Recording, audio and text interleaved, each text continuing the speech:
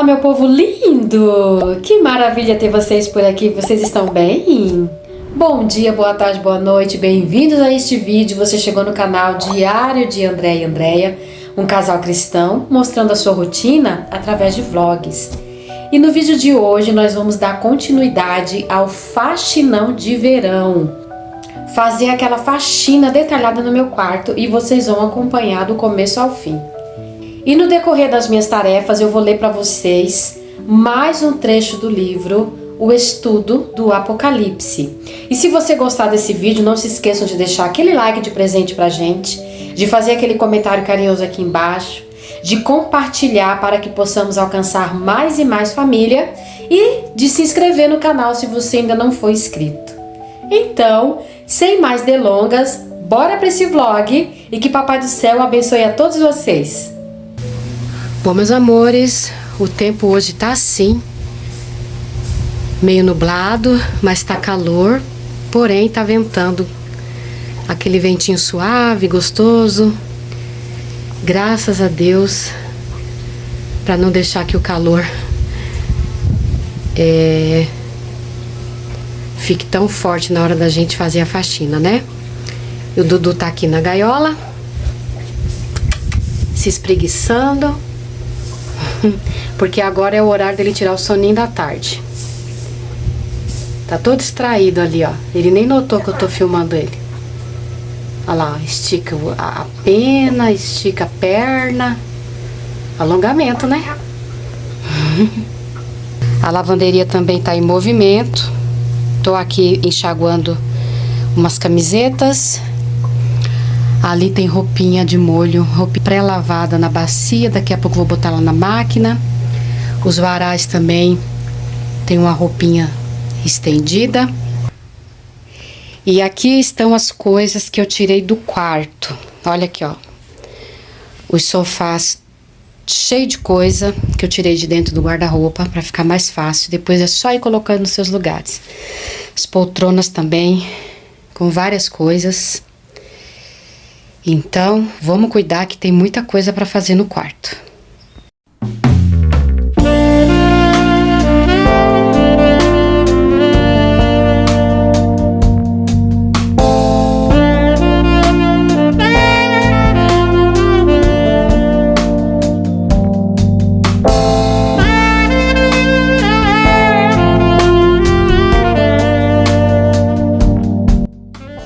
Bom, meus amores, e enquanto eu vou executando minhas tarefas, eu vou ler para vocês mais um trecho do livro O Estudo do Apocalipse. Hoje o assunto será o milênio. O que é, afinal de contas, o milênio? Quando o Senhor Jesus ensinou seus discípulos a orarem, disse: Venha o teu reino, faça-se a tua vontade, assim na terra como no céu, conforme o que está escrito no livro de Mateus, capítulo 6, versículo 10. Este reino é justamente o milênio, quando na terra será feita a vontade de Deus da mesma forma que ela é feita no céu. Além disso, trata-se do milênio sabático, já que os patriarcas, os profetas, os sacerdotes e alguns reinos em Israel esperaram o milênio. Daí o fato de haver no Antigo Testamento aproximadamente 50 profecias a respeito deste assunto. Este milênio sabático é sempre citado juntamente com o rei, isto é, o administrador do reino com letra maiúscula. Até o ímpio Balaão teve de profetizar a respeito do rei, quando disse: Vê-lo-ei, mas não agora. Contemplá-lo-ei, mas não de perto. Uma estrela procederá de Jacó, de Israel subirá o cetro que ferirá as têmporas de Moabe e destruirá todos os filhos de Sete. De Jacó sairá o dominador e exterminará os que restam das cidades. Essa passagem está no livro de Números, capítulo 24, do versículo 17 ao 19. Também Ana, mãe do profeta Samuel, viu este reino vindouro e disse em seu cântico, inspirada pelo Espírito Santo: os que contendem com o Senhor são quebrantados, dos céus troveja contra eles. O Senhor julga as extremidades da terra, dá força ao seu rei e exalta o poder do seu ungido. Essa passagem está em 1 Samuel, capítulo 2, versículo 10. Também encontramos outra profecia sobre este futuro reino no livro de Salmos, que diz assim: por que se enfurecem os gentios e os povos imaginam coisas vãs? Os reis da terra se levantam e os príncipes conspiram contra o Senhor e contra o seu ungido, dizendo: rompamos os seus laços e sacudamos de nós as suas algemas. Salmos, capítulo 2, do versículo 1 ao 3. Toda essa conspiração anticristã terá o seu fim com o Armagedon, quando todos os inimigos do Senhor serão destruídos. E então Deus, o eterno Criador, estabelecerá o seu Filho Jesus Cristo visivelmente como Rei, conforme o escrito no próprio livro de Salmos, que diz assim: eu, porém, constituí o meu Rei sobre o meu santo monte Sião. Salmos, capítulo 2, versículo 6. Quando o Senhor Jesus estiver assentado no seu trono e governar como rei em Jerusalém, no monte Sião, então cessarão contendas, ódios, inimizades, divórcios, enfim, tudo que seja nocivo ao ser humano. Haverá uma perfeita paz, a qual se estenderá inclusive até o mundo animal. O profeta Isaías fala a este respeito: do tronco de Jessé sairá um rebento, e das suas raízes um renovo. Repousará sobre ele o Espírito do Senhor, o Espírito de sabedoria e de entendimento, o Espírito de conselho e de fortaleza, o Espírito de conhecimento e de temor do Senhor. A justiça será o cinto dos seus lombos e a fidelidade o cinto dos seus rins. O lobo habitará com o cordeiro e o leopardo se deitará junto ao cabrito. O bezerro, o leão novo e o animal cevado andarão juntos, e um pequenino os guiará. A vaca e a ursa pastarão juntas, e as suas crias juntas se deitarão. O leão comerá palha com o boi. A criança de peito brincará sobre a toca da áspide, e o já desmamado meterá a mão na cova do basilisco. Não se fará mal, nem dano algum, em todo o meu santo monte, porque a terra se encherá do conhecimento do Senhor, como as águas cobrem o mar. Naquele dia recorrerão as nações à raiz de Jessé, que está posta por estandarte dos povos. A glória lhe será a morada. Isaías, capítulo 11, do versículo 1 ao 10. Esta profecia já fala por si só de um reino de paz inigualável.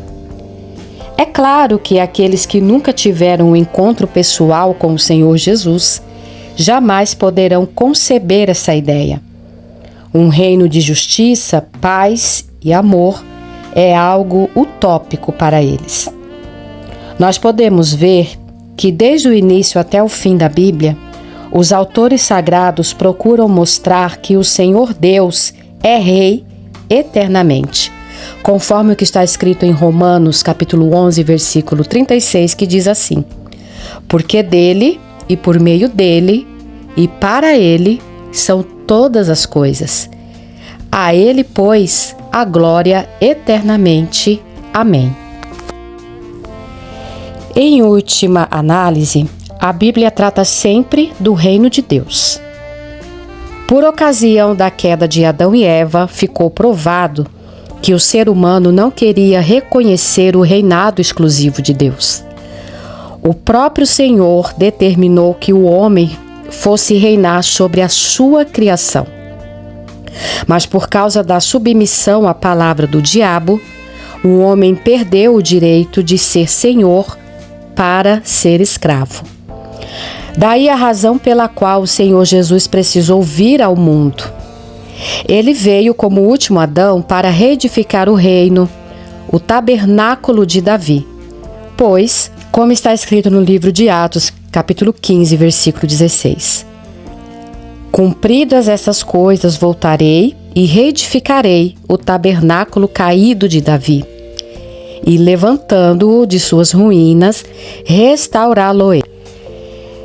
E como é possível restaurar o reino de Deus na terra, que era e por enquanto ainda é sujeita ao diabo? Através do sofrimento e morte vicária do nosso Senhor Jesus Cristo, que permaneceu rei em todas as circunstâncias e não pecou. O nosso Senhor tinha de se tornar o último Adão para que o primeiro Adão, que caiu e do qual viemos, pudesse ser novamente estabelecido na função real. Isso significa dizer que aqueles que têm em Jesus o seu Senhor e Salvador foram já constituídos reinos e sacerdotes para Deus e Pai de nosso Senhor Jesus Cristo. Assim o apóstolo João registrou: e nos constituiu reino, sacerdotes para o seu Deus e Pai, a Ele a glória e o domínio pelos séculos dos séculos. Amém. Ainda que isto não seja visível hoje, virá o momento em que nos manifestaremos com o Senhor Jesus como reis. Isto se realizará no milênio, conforme o que está escrito em Colossenses, capítulo 3, versículo 4. Quando Cristo, que é a nossa vida, se manifestar, então vós também sereis manifestados com Ele em glória. Vamos agora falar a respeito da primeira ressurreição. Vamos ver o que está escrito no livro de Apocalipse, capítulo 20, versículos 5 e 6, que diz assim: os restantes dos mortos não reviveram até que se completassem os 1000 anos. Esta é a primeira ressurreição. Bem-aventurado e santo é aquele que tem parte na primeira ressurreição. Sobre esses, a segunda morte não tem autoridade. Pelo contrário, serão sacerdotes de Deus e de Cristo e reinarão com Ele os 1000 anos. A primeira ressurreição foi e é a esperança viva dos cristãos de todos os tempos, e isto com base na ressurreição do Senhor Jesus Cristo. Ele é o primogênito dentre os mortos, ou seja, o primeiro a morrer e a ressuscitar. Lázaro morreu e o Senhor o ressuscitou, porém, ele tornou a morrer. Mas o mesmo não ocorreu com o nosso Senhor. Ele morreu, ressuscitou e está vivo, sentado à direita do Deus Pai Todo-Poderoso. E se a nossa fé não está calcada neste fato, então nós somos os mais miseráveis dentre todos os seres humanos. Os versículos 5 e 6 do capítulo 20 apontam claramente que existe a primeira e a segunda ressurreição, com um intervalo de 1000 anos, pois, conforme o que está escrito em Apocalipse, capítulo 20, versículo 5, os restantes dos mortos não reviveram até que se completassem os 1000 anos. A primeira é a ressurreição dentre os mortos, e acontecerá com todos aqueles que morreram em Cristo Jesus, aqueles que suportaram todas as tribulações, todas as perseguições, todas as difamações, todas as injustiças, enfim, tudo quanto veio do inferno para tentar usurpar a sua salvação eterna. Sim, estes são os bem-aventurados que têm parte na primeira ressurreição. Mas aqueles que não participaram da primeira ressurreição, certamente a maioria, irão participar da segunda ressurreição, a qual se dará após o milênio. A primeira ressurreição, então, é a ressurreição dos mortos, quando ressuscitam de suas sepulturas. Não importa se suas sepulturas são caiadas, novas ou antigas, se tem crucifixos, anjos, arcanjos ou mesmo querubins, se estão num cemitério popular ou mesmo na mais suntuosa catedral. Nada disto importa para a primeira ressurreição. O que vale mesmo é se as pessoas cujos restos mortais estão ali depositados foram realmente fiéis seguidoras do Senhor Jesus Cristo, ou se no último instante de vida se entregaram a Ele de todo o coração. O Senhor Jesus é muito claro com respeito à salvação, conforme o que está escrito no livro de Mateus, capítulo 16, do versículo 24 ao 26. Então disse Jesus a seus discípulos: Se alguém quer vir após mim, a si mesmo se negue, tome a sua cruz e siga-me. Porquanto, quem quiser salvar a sua vida, perdê-la-á. E quem perder a vida por minha causa, achá-la-á. Pois que aproveitará o homem se ganhar o mundo inteiro e perder a sua alma? Ou que dará o homem em troca da sua alma? Quando o Senhor Jesus diz: se alguém quer vir após mim, significa que ele garante ressuscitar da mesma forma como ele ressuscitou. A pessoa que o seguir aqui no mundo, obedecendo a sua palavra, mesmo sob as mais difíceis circunstâncias, para que ela possa viver com ele por toda a eternidade. E é esta mesma vontade que ele exprimiu na sua oração ao Pai quando disse: Pai, a minha vontade é que onde eu estou, estejam também comigo os que me deste, para que vejam a minha glória que me conferiste, porque me amaste antes da fundação do mundo. Essa passagem está escrita em João, capítulo 17, versículo 24.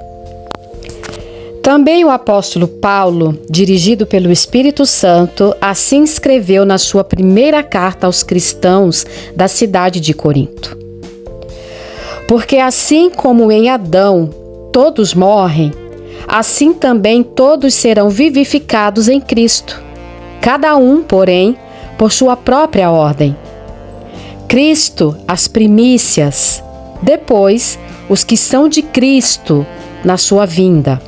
E então virá o fim, quando ele entregar o reino ao Deus Pai, quando houver destruído todo o principado, bem como toda a potestade e poder, porque convém que ele reine até que haja posto todos os inimigos debaixo dos pés.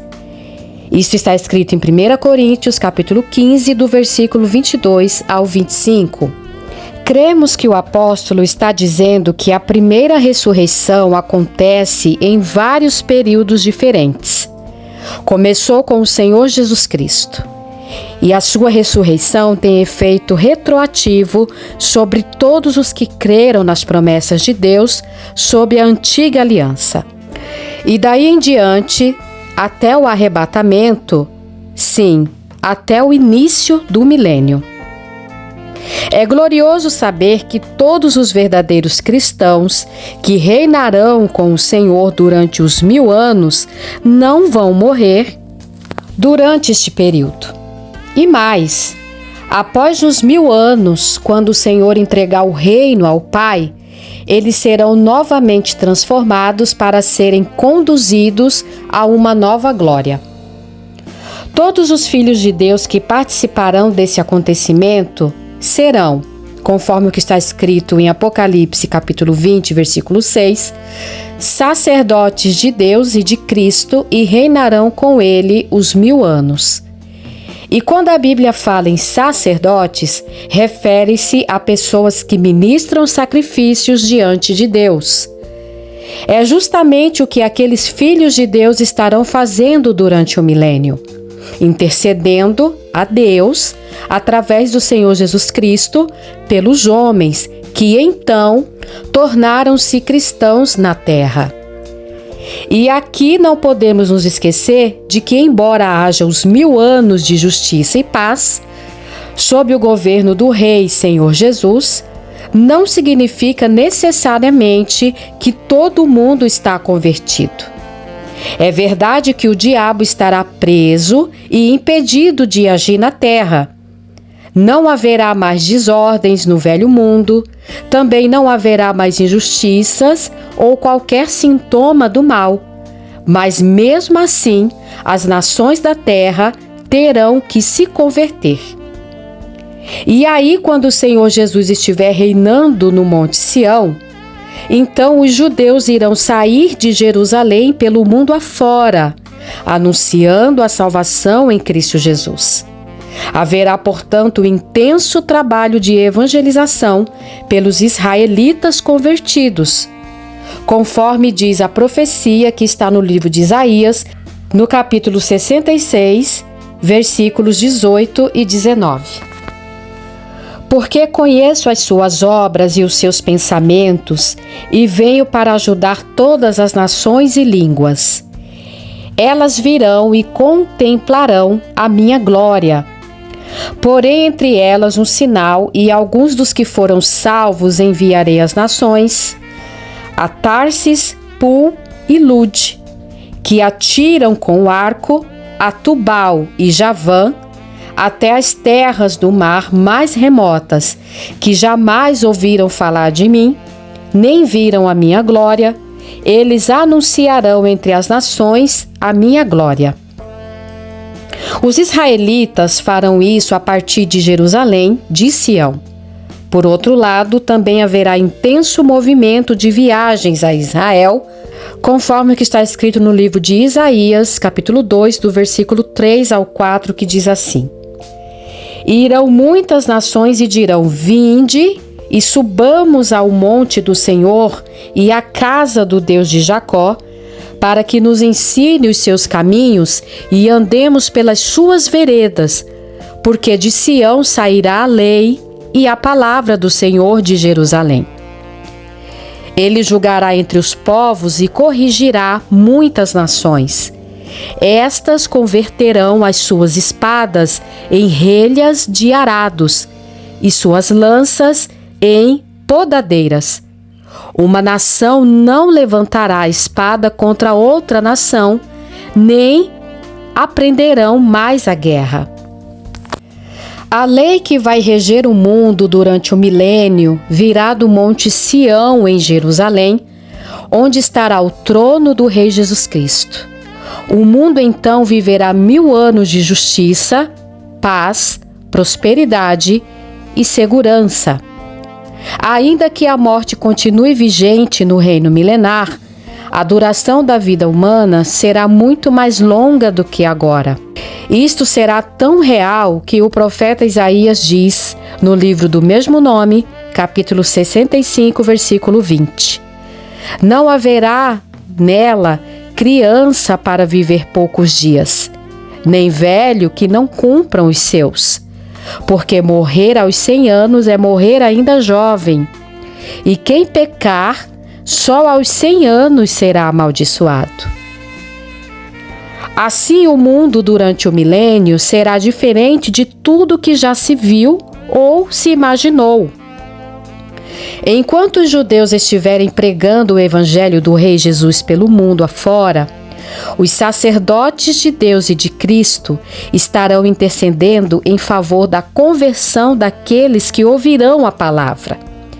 Daí a razão pela qual Ele nos constituiu reino, sacerdotes para o seu Deus e Pai, a Ele a glória e o domínio pelos séculos dos séculos. Amém. Apocalipse, capítulo 1, versículo 6. Além disso, está escrito: E para o nosso Deus os constituíste reino e sacerdotes e reinarão sobre a terra. Apocalipse, capítulo 5, versículo 10. O apóstolo Pedro também fala sobre esta nossa condição quando afirma: Vós, porém, sois raça eleita, sacerdócio real, nação santa, povo de propriedade exclusiva de Deus, a fim de proclamardes as virtudes daquele que vos chamou das trevas para a sua maravilhosa luz. 1 Pedro, capítulo 2, versículo 9.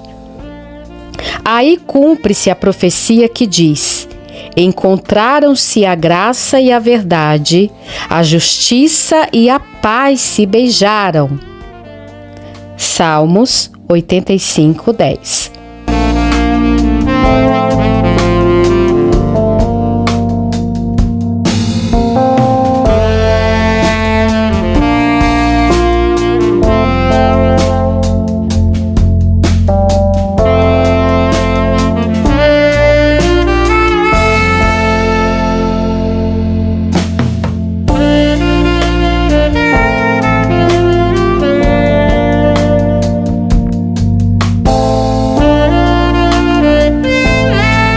Bom, meus amores, 2 dias de faxinão no quarto.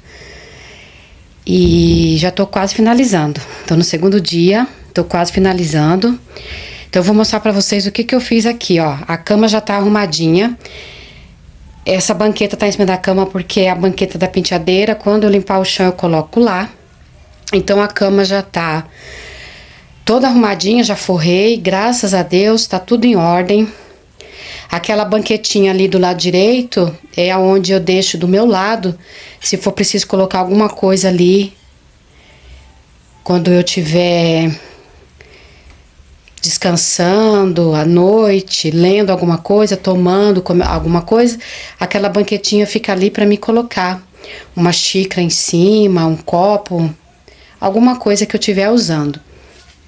E as luminárias estão limpas, então tem uma luminária do meu lado para me acender à noite e tem o abajur do lado do André ali, ó.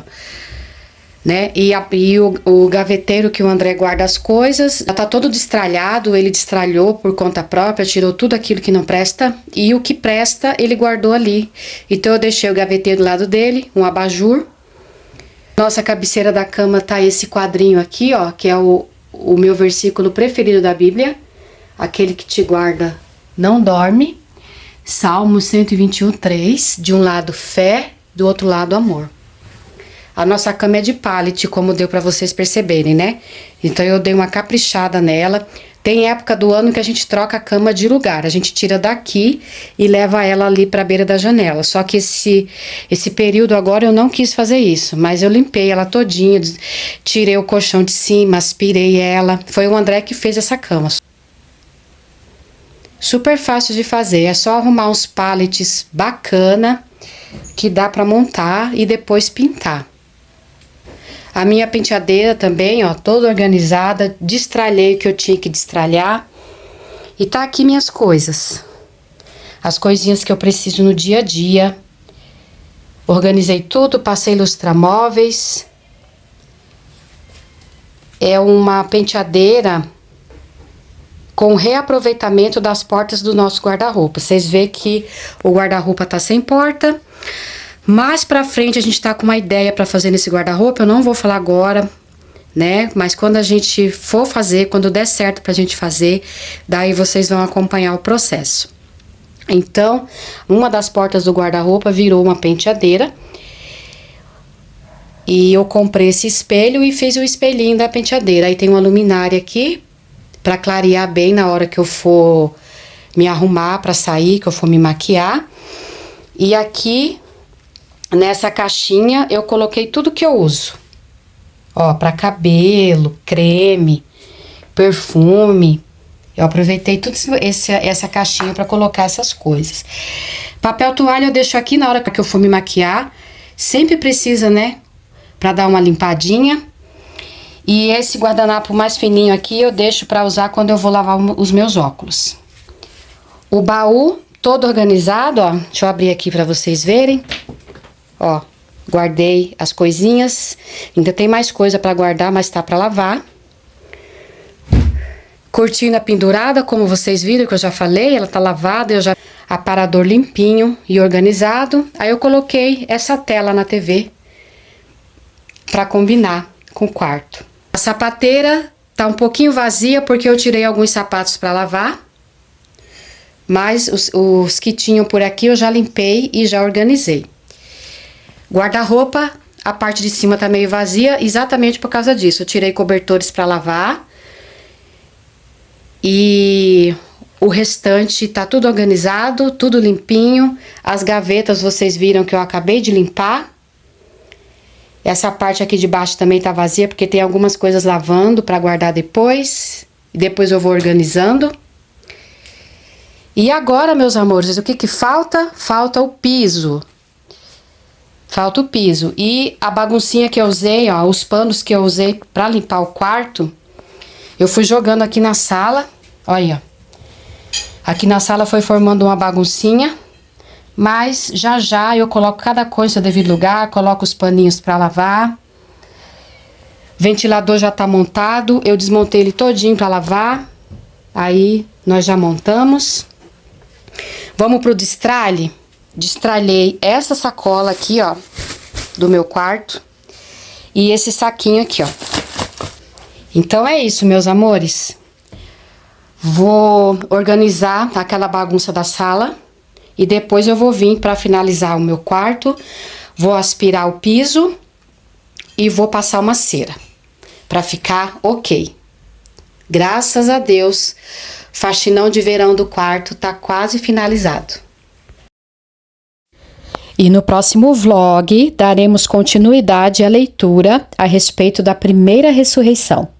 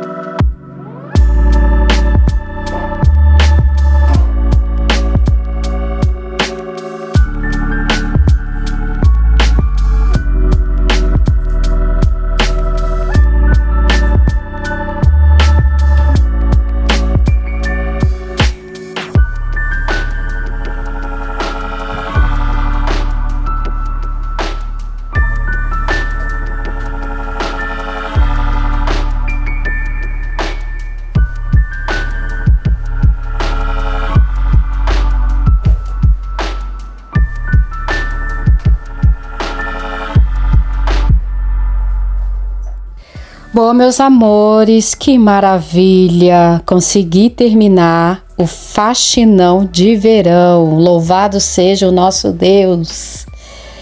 Ai, que alívio! E que sensação gostosa, que felicidade de poder traçar uma meta e cumprir, né? Que bacana, meus amores, é isso. Vou procurar manter a casa por um bom período, fazendo manutenções básicas, tirando o pozinho aqui e ali, fazendo manutenção do piso. Ainda tem os forros para terminar de limpar, mas daí o André vai limpando devagar conforme ele pode, né? Mas o importante é que a casa tá toda limpinha, nos mínimos detalhes, aquela faxina detalhada, graças a Deus eu consegui fazer. Quando vou fazer outra faxina detalhada como essa, eu ainda não sei. Pode ser daqui 3 meses, não sei ainda, tá na mão de Deus, ele que vai decidir por mim. Mas o importante é que tá tudo limpinho, tudo organizado. Agradeço ao meu Deus por ter me dado disposição, saúde para conseguir concluir. Então, eu vou ficando por aqui. Muito obrigada por ter ficado comigo durante todo esse vlog. Que Papai do Céu te abençoe, te dando muita paz, muita saúde física, mental e espiritual a você e a todos da sua família. Uma pergunta que não quer calar. Deixaram um like de presente pra gente? E aquele comentário carinhoso aqui embaixo, vocês vão fazer? E vão compartilhar para que eu possa alcançar mais e mais famílias, mais e mais donas de casa, levando a palavra de Deus, levando encorajamento para que possam cuidar de seus lares, de sua saúde espiritual, de suas casas. Tô contando com você. Nos ajude no desenvolvimento do canal diário de André e Andréia. Fiquem todos com o Papai do Céu, abraçados e protegidos, e até o próximo vlog, se ele assim nos permitir.